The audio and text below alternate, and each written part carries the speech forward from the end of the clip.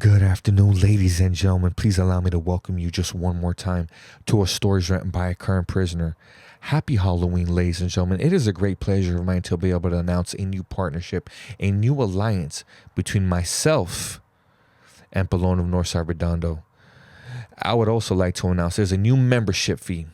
$2.99, $3, ladies and gentlemen, for High Command. Now, when you joined High Command, you were going to gain access to these one-of-a-kind interviews done by Pelon himself. Pelon of Northside Redondo, as some of you have heard of, was a one-time Mexican mafia member. According to authorities, he was a made member at one point in time. This individual has been convicted of murder. This individual has been tied and linked to multiple murders. I'm talking he has been a suspect in multiple in-house murders. He has paperwork as thick as an encyclopedia. This person has been through hell and back. Not to mention his one-of-a-kind stories that you are going to have access to. He has access to cell extraction videos. I'm talking cell extraction videos of actual members. And the only way to get these types of videos is if you had cell extracted yourself, have gone to court, been charged, been convicted, the whole nine. So that's why he has these videos. He's been convicted. He went to court. He did all that. So the type of content that this individual is going to be bringing to the table, it's exclusive. It's one of a kind. Not to mention paperwork. Not to mention exclusive photos of the higher ups, of the elite. So if that's something that you're interested in, then please join High Command. It's $2.99. It's $3. Of course, it is not for everybody. But for those of you who want to dive deeper, for those of you that want to know more, of course, one thing is to Google information as these other YouTubers do, or read these government files. But even these government files can be false, can be wrong. You know what I'm saying? So here we are trying to provide you information straight from the source. People that were actually people. Happy Halloween, ladies and gentlemen. That's just a special announcement. Please join High Command. It's $2.99, and I hope to see you guys on the other side. And as soon as you guys join, for those of you that do join, there's already a hour-long video waiting for you there. So thank you. Thank you for your guys' support, and happy Halloween. My name's Christian Constantine Thomas Knighten, once known as Big Pelon from Redondo, Northside. I guess this was a necessary evil doing this interview, even though I had vowed never to do it again after the MSNBC fiasco, where they created their own narrative to what actually happened. That would be a story for the future. But in the meantime, I figured I would reach out to Anthony here, and the irony of it, it was out of anger at first, and but then I got to meet him, and he's a good dude, and now we are friends, and I see where his heart's at. My hubris, let's just say, at one time, it used to reach the sky. I've now found humility to a certain extent, and I guess with age comes a little bit of wisdom, and I want to share my life, not glorifying my past, yet as a cautionary story to not only at-risk gang youth out there that I do work with in Southeast LA now, yet globally, as does Anthony. And to me, that is a worthy cause, as well as at the same time take back the narrative of my life and my story, because I am not that man anymore. And every time I attempted to bury Big Pelon, something else would come out. And that's not who I am. I know you're seeing the flashing lights. It almost seems like it's ominous. So I guess this core of the story of this specific term which definitely does not define my life, yet it is the heart to any kid out there. It must be known that I've never met any brother, any camarada, any tip member, anyone for that matter that's ever wanted this life for their kids. And that is a fact. And if you think your homeboys will always be at your side, I can honestly say that I've had some of the same friends since the 70s. And I do not have ill will for the clica, the tip, many of the camaradas, the homies. I honestly do not. Yet at the same time, I would not ever wish this lifestyle on my kids, and I've never known any of them to want this lifestyle for their kids. That is a fact. We've always wanted better. But I'll also say this. In the sense of betrayal,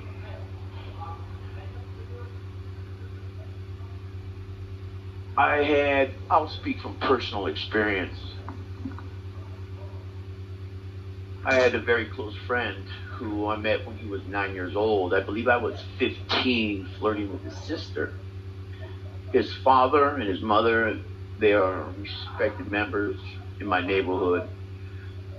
I mean, to the core and the heart, righteous people, good people. And I've always had a lot of love for his father. So his son was welcome in my house. I won't get into the blame game. Let's just say his son, who I met at 9 years old, and I did a series of robberies where one went wrong, and we ended up fighting from the death penalty to life without in a murder robbery. What he doesn't know is that they came at me, the prosecution that is, with a 3-year time served deal if I would testify against him. I refused. Because in the game, Ord Martha always came first. And at 27, that was my life. I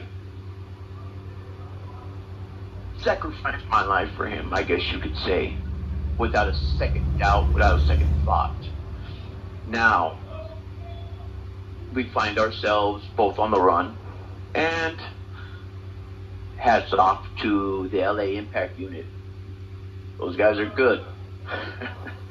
They ended up catching me on we'll say a car chase that made O.J. Simpson's look like kitty time.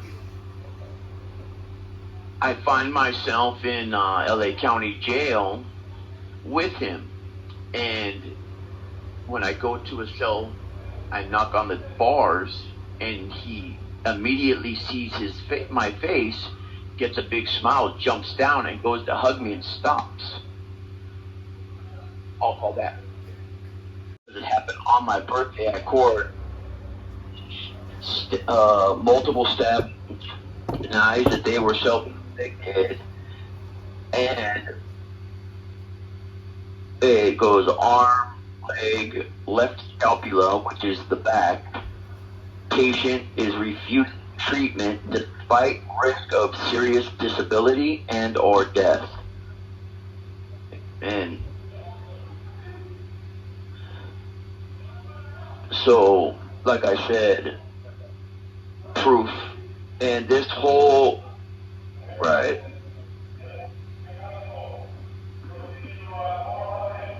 What is that? These are all incidents for you. Incident reports. Photos. Hey. That's a massive pile you have right there, Christian, man. That's a lot. On this term, 16 that are accounted for. Now, let's pick up. Ready? Yes, sir. All right. Wait, let's get this. Let the blurring go down. Where the hell's this thing at? Wait, hold up.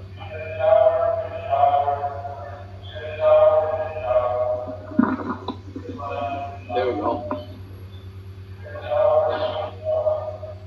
Okay, like I was saying, excuse me. Yeah, he ran up to the bars with a big smile on his face and then froze about 2 feet from the bars. And I seen the look in his eyes, comprehension of the last thing I told him. And that was, remember, if we get busted, this is on you. Because of the female that he was with, not the mother of his son. Let me make that clear. Not the mother of his son. This woman was just some side piece he had been with for, I think he met her that weekend. And I'm man enough to know that she was a gang member from T-Flats, I believe, Torrance. And sure enough, she ended up informing, and such is life. You know, I now come to the realization, you know, I was man enough to make the decisions to go running around that day and doing something that I hadn't done since I was a teenager. Yet, I wanted to lift the spirits of my homeboy who was depressed. And see, you gotta have to understand, he used to run around with my little brothers, not myself. The age difference. Yet, he was a stand-up kid, and I have to be honest and say that there was a few times out there where some very high-level politics were kicking off, and he did not hesitate to extend his hand in support of me. So I'm not going to sit here and assassinate anyone's character. I'm just going to tell the facts and how it can be a cancer and corrupt the deepest relationships, no matter how far back they go. Back to what I was saying, I could see all this play across his eyes about 2 feet away from the bars, and I just shook my head and said, all that's in the past, brother. We're here now. Hey, we gotta fight this till the hubs rub. And he smiled, and we hugged each other through the bars. And it was sooner than later we both found ourselves in the LA gang module. But that's also a story for another time. Fast forward a few years, we find ourselves in high power. And in this time, there was a power struggle going on. There was multiple factions of the Clica that were struggling for supremacy. And I myself had belonged to one of these said factions. And during that time, so did my homeboys that were with me in the county. Man, I repeat, they were with me in the county. And my Crummy and I, the one that I'm speaking about, that we had picked up this murder robbery together, we had picked up another murder in the LA gang module. Again, the destruction and the chaos, the toxicity that is caused by this almost a living organism it's just unreal. And there again, multiple families were hurt by this, because if ever there was a chance, this case had destroyed that chance of seeing any freedom. Now, we're all looking to better our lives in here, and to an active sureño, that only means one thing, and that's getting, we'll just call it a black card. Everyone wants a black American Express card, and you aim for the stars. Politics at the highest level. Well, I had always felt guilty that I had pulled him into this lifestyle, and had a lot to do with a lot of my decisions after the fact.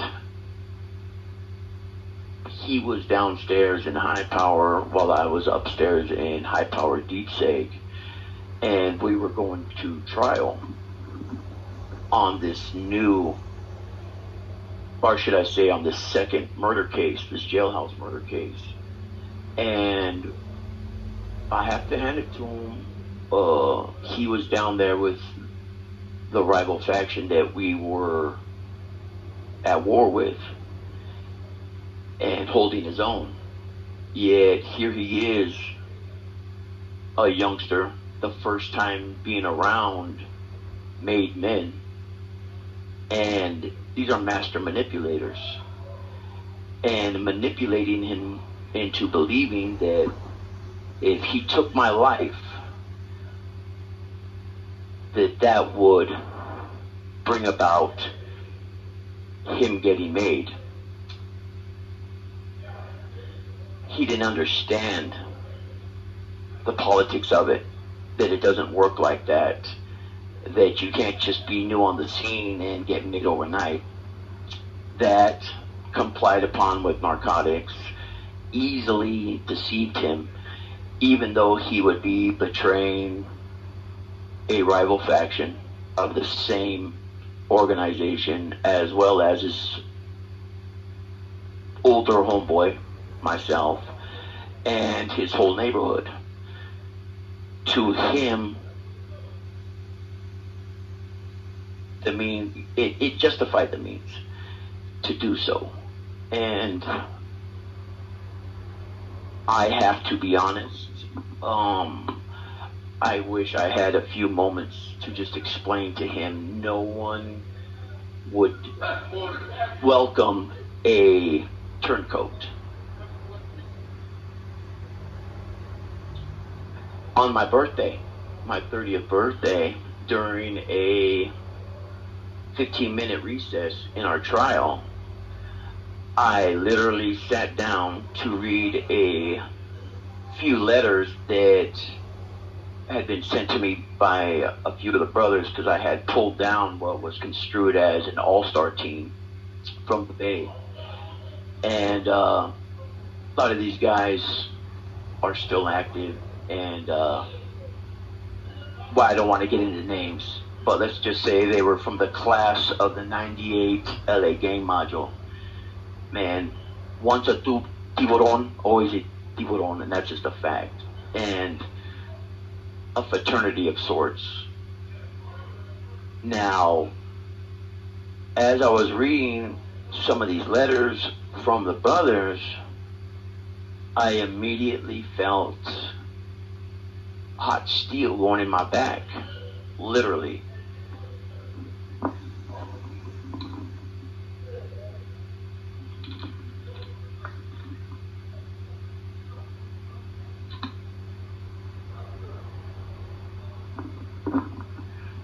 And I quickly blocked the preceding assault with my left arm, which is always taught as your shield. You know, guard your heart, your lungs, your throat. I never fell, I never went down. However, this was all being watched through a perforated steel mesh door by the deputy. I made him flush it, and as I stood there bleeding, I asked him, and he tells me, "You're through." And I just laughed and said, "You have no clue." What was done was done. The deputy begins to call other ones. I stop them and say, "We were just horseplaying." So as they cuff up my other crimies to take them back out to the courtroom, because mind you, we're in the middle of a trial, we're in our dress outs. They go first, I go last. I went ahead, cuffed up, and while I have one foot on the tile inside, I have another foot on the carpet going out to the courtroom. All three of my homeboys are looking at me in shock, like, "What are you doing?" The deputy looks at his hand and goes, "You're bleeding."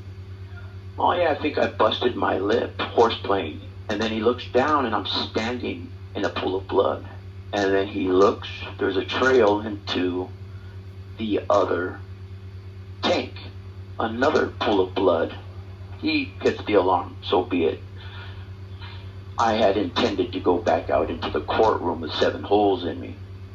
And of course, you know, I have the paperwork to prove that I refused treatment because I didn't want to get him in trouble for moving on. We'll pick it up from there because the rest is interesting.